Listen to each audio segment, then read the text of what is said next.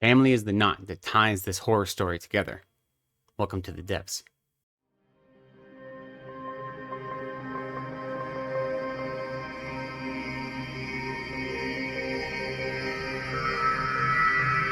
Hello, welcome to Reading from the Depths. My name is Lecton. Thank you so much for joining me again. Today I have another review for you. This is a review of Sophie White's Where I End. This is being published in mid-September in America, yet it was published in 2022 in Ireland, and it already won a Shirley Jackson Award, and it's won a lot of well-deserved praise, and it's very exciting that hopefully by being published in America, it'll be able to reach a wider audience because it is a phenomenal novel.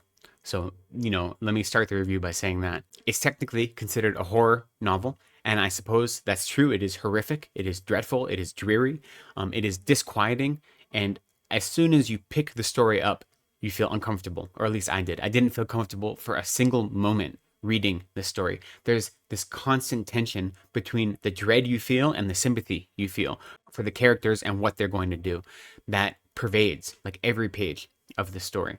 The story itself doesn't have a lot of plot. It falls more into the literary fiction category, I suppose. Our main character is a young teenager named, I'm going to butcher the Irish. I believe it's pronounced Eileen. I looked up how to pronounce it, and every single website I found pronounced it differently. So I apologize for that.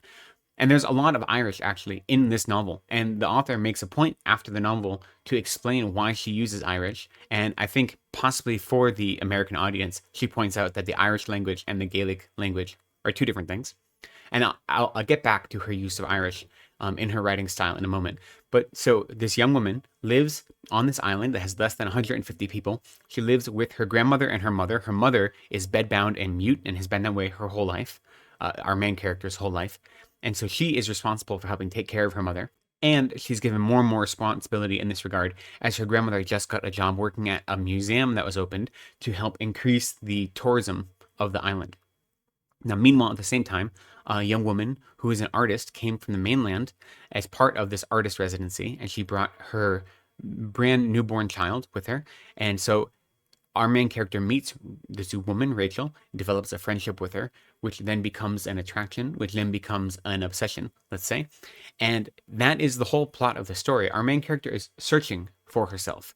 She's searching for what it means to exist in the world and how she can exist in such a way that she feels complete and whole.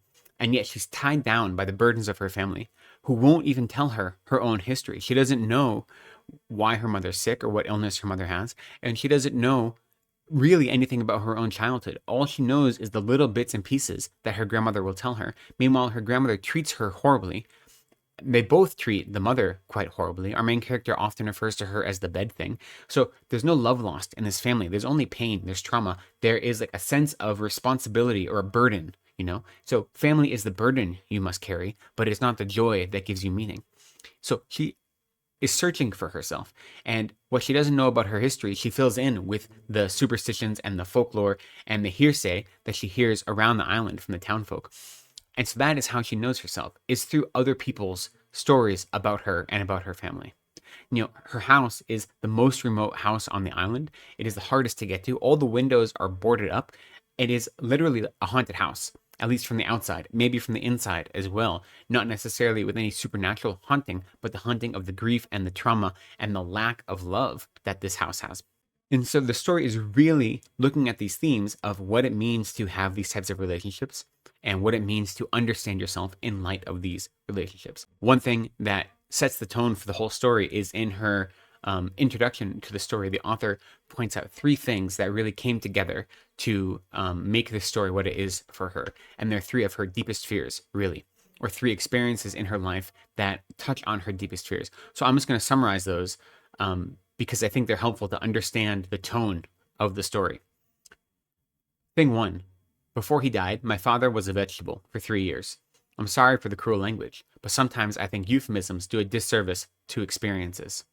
When I sat by his bed, I tormented myself with the idea that he was still in there, completely lucid and unable to escape, buried alive inside his own body. Thing two, I had children, and I felt the terror of my own power to destroy them. Thing three, I became a mentally ill mother and have experienced the desperate shame that comes with this. So those are what she identifies as three of her deepest fears that informed this book, which she calls more autobiographical than any horror novel has any right to be. And as I said, there isn't a lot of plot, so you can imagine how those things and the search of this young woman to figure out who she is in relation to other people and in relation to her family all kind of come together. The writing is dense and beautiful. It builds the tension so wonderfully, and it's so lyrical. And as I mentioned, there's a lot of Irish, and sometimes the Irish phrase will then be repeated with the same phrase in English, but sometimes it won't be repeated. And especially as someone who doesn't know the language, that always keeps me at an arm's length from the story. And the story is written in the first person, which is hard to do, but the whole story is in the first person, which gives it this really intimate feeling. And it gives us a sense that we know more about our main character than she knows about herself. We definitely know more about the world than she knows of the world, because her world is contained in this small island. And so when you have something like a foreign language mixed in with the English that isn't always translated, you're held at arm's length. And it reminds you that life is a constant act of translation or a constant act of double knowing, right? So even that writing style adds to the experience. The level of intimacy here is painful almost. It gets under your skin, and you can feel yourself in the setting. It's so beautifully portrayed.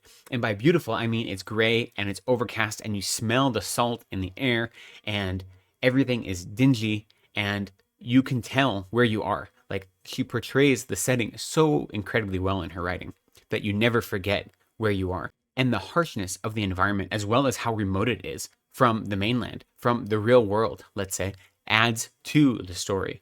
So the writing is this really intimate style that's all from the first person narrative that has this almost lyrical contemplative quality to it, even as it examines these horrific ideas and even as it is rife with abuse and trauma and violence and attraction and obsession. And yet it has you constantly wanting joy for this main character. You see all of the troubles that she's experiencing. All she wants is a simple life where she can understand who she is and have moments of joy, where she isn't burdened by her family who refuse to even treat her like a human being in many ways. Now, the story does have some instances of body horror in relating to the mother and in relating to the visiting woman, Rachel. So it's not for the faint of heart. It's not that graphic, but there are some scenes that are a little bit disturbing in terms of physicality and others that are just very emotionally disturbing. When you get to the end, and especially when her grandmother finds out that she has been having this relationship or this friendship with the outsider, with the mainlander, with Rachel, the artist, everything kind of comes to a head. And there are scenes that just make you, like, your whole body tense up, So in that way, it isn't for the faint of heart. So there are some more traditional horrific elements, but really the horror is the sense of dread that doesn't let you go, that makes you always feel this sense of perpetual gray, of never being able to find freedom from yourself, So I really, really enjoyed this story, but like I said, I wasn't comfortable for a single moment when I read it. So it's not an easy read, but it is a compelling read. The writing pulls you through so languidly and so beautifully that you don't want to put the story down. And you really do have this amazing tension that balances between sympathy for our main character, but also dread, because she's so unreliable, both to herself and to us as the audience. You never know what she's going to do next because there isn't a normal train of logic.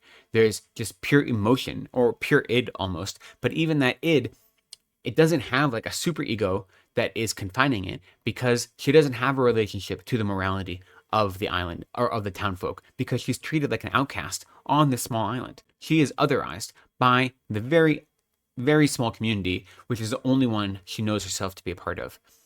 And so the story is asking, what does it mean to be an outsider in this way? What does it mean to search for yourself? What does it mean to define yourself by your relationships with others, especially when those relationships are untrustworthy?